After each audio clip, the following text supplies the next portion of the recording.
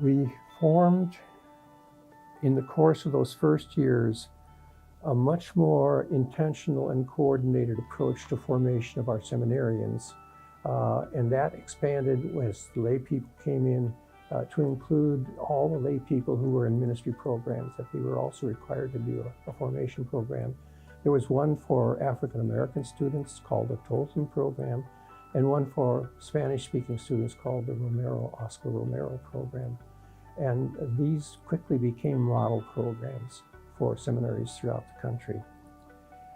Some other milestones, we became part of a cluster in 1970, I believe it began, of a number of schools, Protestant schools in the Chicago area, and especially those that were located within Hyde Park. And part of that was that we did joint planning of courses, and our students were allowed to do cross-registered courses at the other school. They could register at their home school, pay at the home school, but take the course elsewhere. There was also some possibility of doing some courses at the University of Chicago Divinity School. Also, during these years, from the very beginning, in fact, we had a Jewish rabbi on faculty, and we've had a Jewish scholar on faculty ever since. About 2 or 3 decades ago, we began also to introduce Islamic studies with a full-time hire and now a second Islamic scholar on our faculty, so that we become sort of a center for dialogue between the 3 Abrahamic religions. And that has been a great blessing for a lot of people in Chicago. It's a safe place for the 3 religions to get together and talk about common issues. For example, just theory of war, or theory of just war, and so on. So that's another of our crown items. To the ethos of CTU, it really goes back to Vatican II and the talk of Cardinal Seenans. What he said about the church so enthralled people that they really supported us in forming a union here. The Constitution, the council itself, unlike previous ecumenical councils, was not highly doctrinal in its focus. There were only 2 decrees that were really doctrinal in character. All the rest of the 16 documents were basically pastorally minded.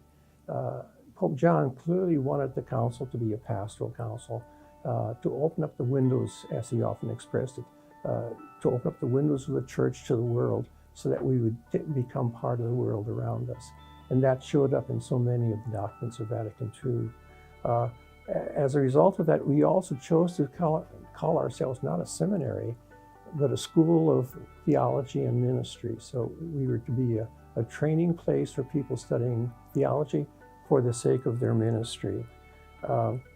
Some of the highlights, let me name just 4 of the highlights of Vatican II that had to do with the understanding of the church that so enthralled the audience that Cardinal Seenan spoke to.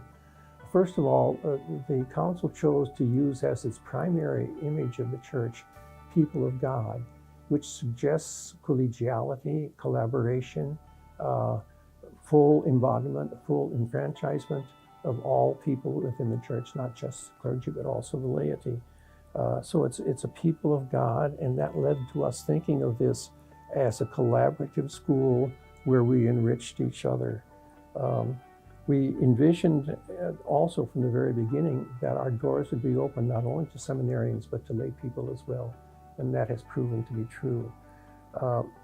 Secondly, that the church was to be a church in dialogue, primarily, first of all, with other Christian denominations, but beyond that with Judaism and with world religions generally, and that has also come to pass.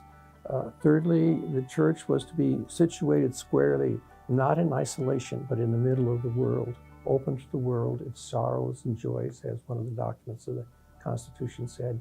And that has also been true at CTU. A lot of the issues of today, social justice particularly, peace, care of the earth, these have become common themes in a lot of our classes and programs at CTU. And finally, fourthly, that the church is a church that is really on mission, missionary by nature. And that was, again, a result largely of the coming of the SVDs and the whole commitment to and interest in mission that they brought to the school.